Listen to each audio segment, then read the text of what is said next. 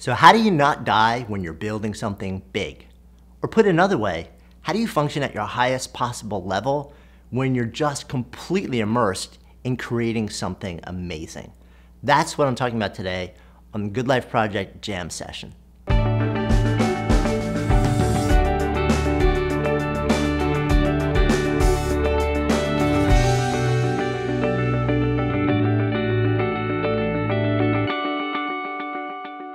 So here's the deal.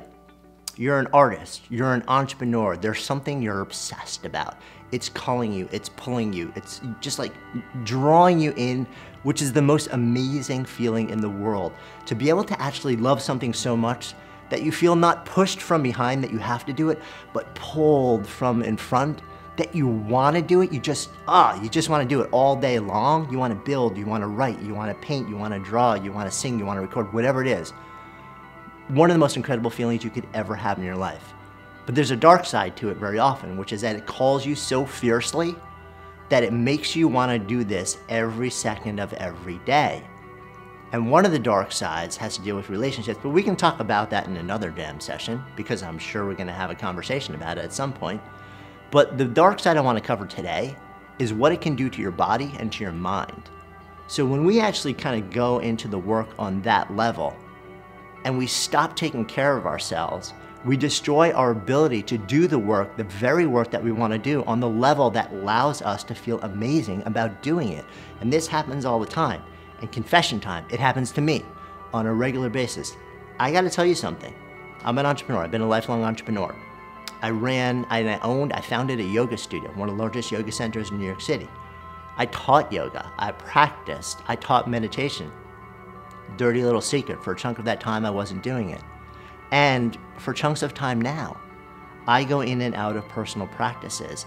But what I've realized over the years, and trust me, I came to this on my knees, not so willingly, is that if I want to put myself out there, if I want to devote a lot of energy to building something extraordinary in the world, to doing something big, then I've actually got to take care of myself.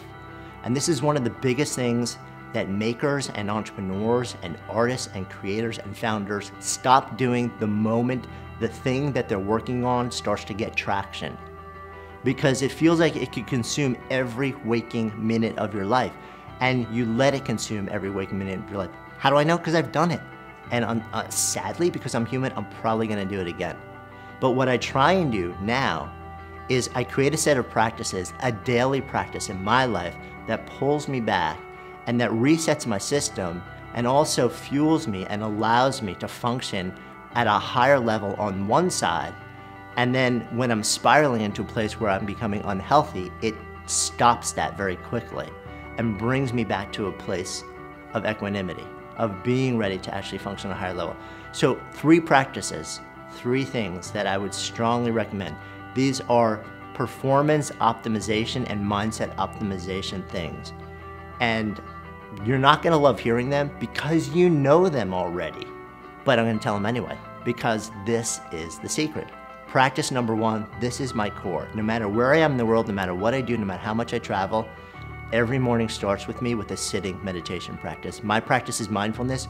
Yours could be something else. It doesn't really matter.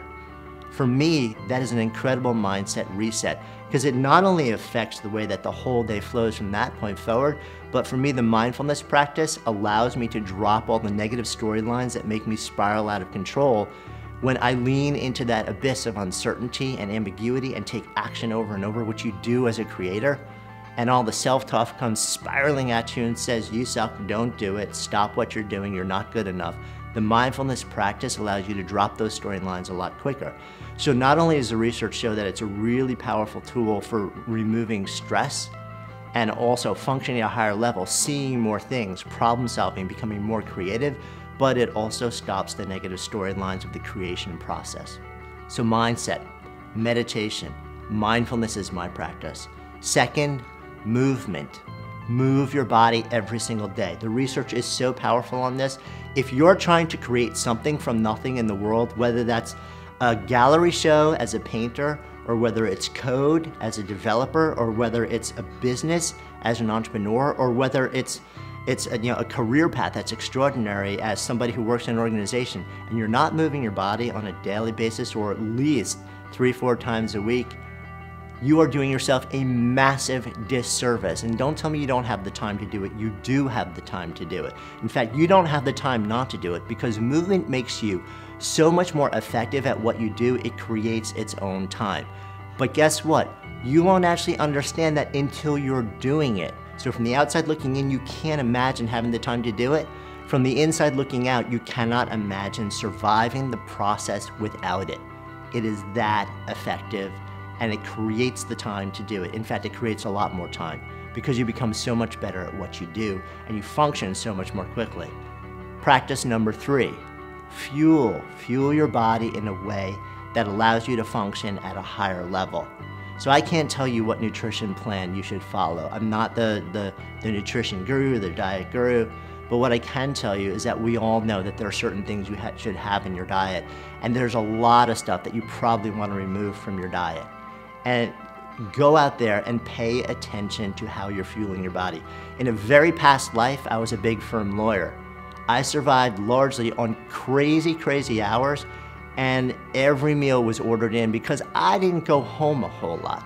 So my diet was primarily Chinese food and chocolate. Now, I happen to be a big fan of chocolate, for anybody who knows me, especially dark chocolate, because I go now for the chocolate which not only tastes good, but is much higher in all sorts of vitality enhancing properties, right? And there's nothing wrong with Chinese food. I don't mean to slam that in any way, but I was eating a diet of fast food, order in, and all sorts of packaged stuff, and massive amounts of sugar and unhealthy fats that made me feel like garbage. And I guarantee you that I wouldn't have been in the office that number of hours had I actually been meditating, moving my body, and fueling it on a different level, because I would have gotten twice the amount done in half the time. So when you're out there in charge of your own life, in charge of your own schedule, and you're trying to figure out, A, how do I not crumble under the intense challenges and stress and pressure and energy of trying to create something extraordinary from nothing, and then beyond that, how do I go from baseline to performing at an absolute optimal level? Think of the big 3: movement, meditation, and fuel. Those will make a profound change in the way you experience the creation process. Choose one, start simple, and roll from there. I'm Jonathan Fields, signing off for Good Life Project.